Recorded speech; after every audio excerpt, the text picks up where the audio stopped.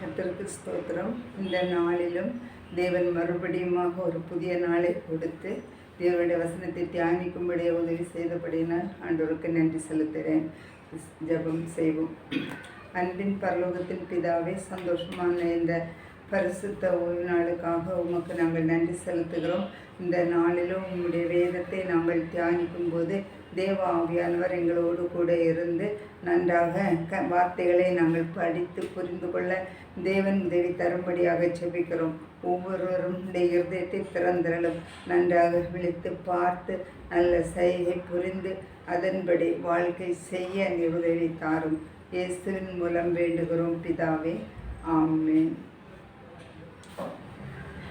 இப்போ போன வாரம் அதுக்கு முந்தின வாரம் நாம் பாவம் தொடர்ந்து பிடிக்கும் சொல்லிட்டு நம்ம படித்திருக்கிறோம்.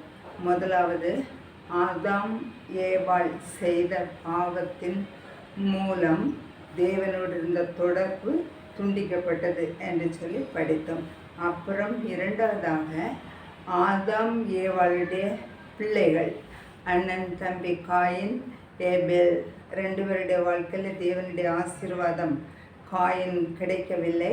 அதனால் அவன் கோபப்பட்டான், அது பொறாமை கொண்டான். கடைசியில் தம்பியை கொலை செய்தான். இப்போ பாவம் முதல் கீழ்ப்படியவில்லை, அப்புறம் கோபம், பொறாமை, கொலை, எப்படி குடும்பத்திற்குள் பாவம் தொடர்ந்து வருகிறது.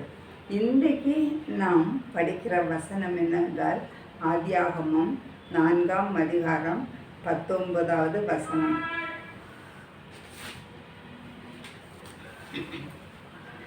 சைகை சொல்கிறேன். ஆதியாகமம் 4ஆம் அதிகாரம் 19வது வசனம். லாமேக்கு 2 பிள்ளைகளை ஸ்திரீகளை விவாகம் பண்ணினான். ஒருத்தி பெயர் ஆதாள் என்றும் மற்றொருத்திக்கு சில்லாள் என்று பெயர். நம்ம கீழே 19 அது வசனத்தில் லாமேக் அது யார்? காயின் இவனுடைய சுமார் சந்ததியில் வந்த மகன் லாமேக். அப்போ இந்த லாமேக் ஒரு வாலிபரை கொலை பண்ணியிருக்கான். அது பாவம். இப்போ இந்த குடும்பத்திற்குள்ள சந்ததி சந்ததி சந்ததி சந்ததியாக கொலை நடக்கிறது. அந்த குடும்பத்திற்குள் சமாதானம் இருக்குமா? சந்தோஷம் இருக்குமா? அந்த குடும்பத்திற்குள்ளே இருக்கிற அன்பு துண்டிக்கப்பட்டு போகும். ஒருத்தருக்கு பொறாமையாகவும், ஒருத்தருக்கு சண்டையாகவும், ஒருத்தருக்கு குழப்பம், சமாதானம் இல்லாமல் கவலையோடு கண்ணீரோடு வாழ்க்கை செய்வார்கள்.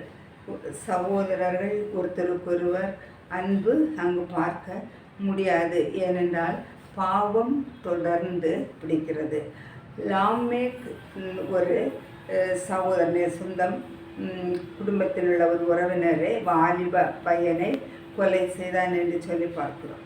அந்த லாமேக் 2 பெண்களை திருமணம் செய்து அந்த பிள்ளைகள் மூலமாக பிள்ளைகள் பிறந்து குடும்பத்திற்குள் இருக்கிற ஆசீர்வாதம் இருக்குது. ஆனால் அந்த குடும்பத்திற்குள் இருக்கிற சாபம், அந்த குடும்பத்திற்குள் இருக்கிற தேவையில்லாத பிரச்சனைகள் எல்லாமே இந்த பாவம் தொடர்ந்து பிடித்து கொண்டே இருக்கிறது. தேவன் சொல்லுகிறார், இந்த பாவத்திலிருந்து ஒவ்வொருத்தரும் விடுதலை பெற வேண்டும். உதாரணமாக நம்ம சொந்தம் குடும்பத்தில் சகோதரங்க, அண்ணன், அக்கா, தம்பி, தங்கை அல்லது சித்தப்பா, சித்தி பிள்ளைகள், சகோதரங்கள், அப்பா, சொந்தம் குடும்பம், இப்படி சகோதரங்கள் நிறைய பேர் நாம் இருக்கும்போது நம் ஒருவருக்கொருவர் உண்மையான அன்பு நாம் காட்டுகிறது உண்டா? இல்லது நம்ம பொறாமைனால் அவர்களுக்கு மேலே பகையை வச்சுட்டு அது டைம் பார்த்து அவங்கள ஏமாற்றி விடுறோமா? இல்லையானா அவங்களுக்கு விரோதமாக வேறு ஏதாவது பிளான் தந்திரமாக நம்ம பிளான் செய்து வாழ்க்கை தோல்வி அடைய வேண்டும் என்று சொல்லி நாம் செய்கிறோமா? நாம் சிந்தித்து பார்க்க வேண்டும். சில சமயத்தில் நல்லதாக இருக்கலாம், ஆனால் சில சமயத்தில் எனக்கு விருப்பமில்லாத தப்பு செய்யும்போது நாம் கோபப்பட்டு அடி கொடுக்கலாம். இல்லைன்னா பத்திரத்துக்காக சண்டை போட்டு யாரையாவது கொலை செய்யலாம். இப்படி பல விதமான பாவங்கள் நம்முடைய குடும்பத்திற்குள்ளும் உண்டு. உண்மையான தேவனுடைய அன்பு குடும்பத்தில் இருந்தால் இப்படிப்பட்ட இந்த பிரச்சனைகள் வராது. இது கிறிஸ்தவ குடும்பமாக இருக்கலாம், வேறு குடும்பங்கள், முஸ்லிம், எதுவாக இருந்தாலும் உண்மையான தேவனுடைய அன்பு இருக்கும்போது இது போன்ற பிரச்சனைகள் வராது. ஏனென்றால் எல்லாருக்கும் தெரியும், தேவன் அன்புள்ளவர், தேவன் மன்னிக்கிறவர், தேவன் இரக்கம் கொடுக்கிறவர் என்று சொல்லி தெரியும். ஆனால் அந்த தேவனுடைய அன்பு நாம் பெற்றுக்கொள்ளவில்லையானால், அந்த பாவ மன்னிப்பு நாம் பெற்றுக்கொள்ளவில்லையானால் நம்முடைய வாழ்க்கை அதிகமான சாபத்துக்குள்ளாக மாறும். அப்பொழுது அந்த குடும்பத்திற்குள் இருக்கிற சமாதானம் இழந்து போகும். அந்த குடும்பத்திற்குள்ளே இருக்கிற சந்தோஷம் இழந்து போகும். அந்த யாரும் ஒருவருக்கொருவர் முகத்தை பார்த்து திரும்பி போகும்.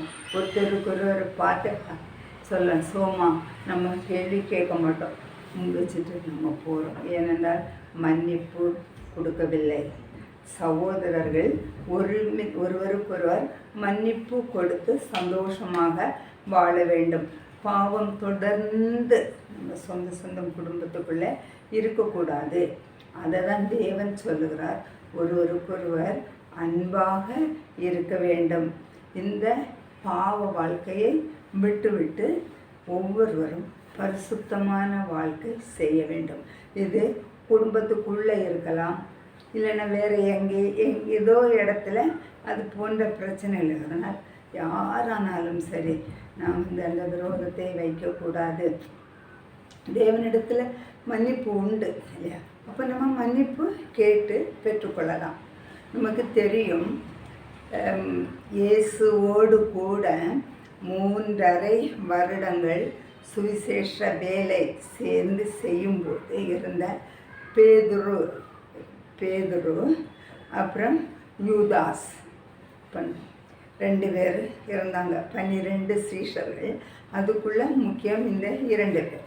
2 பேரில் யூதாஸ் என்ன செய்தா எல்லாருக்கும் தெரியும். யூதாஸ் என்ன செய்திருக்கிறாரு சொன்னால், தேவனிடத்தில் போய் தான் இயேசுவை பிடித்து முத்தம் கொடுத்து பிடித்து கொண்டு போவதற்கு தனியாக பிளான் பண்ணி எல்லாம் செய்தது யூதாஸ்.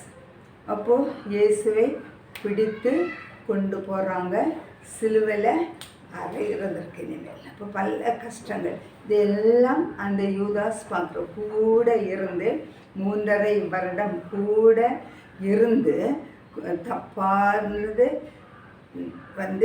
படித்து எவ்வளவு காசு? 30 வெள்ளி காசுக்காக இயேசுவை முத்தமிட்டு பிடித்து கொடுத்தேன். செய்தது தப்பு, நம்ம எல்லாருக்கும் தெரியும். ஆனால் தப்பு செய்யும்போது மன்னிப்பு உண்டு. இயேசு மன்னிப்பு கொடுக்க ஆயத்தமாக இருக்கிறார்.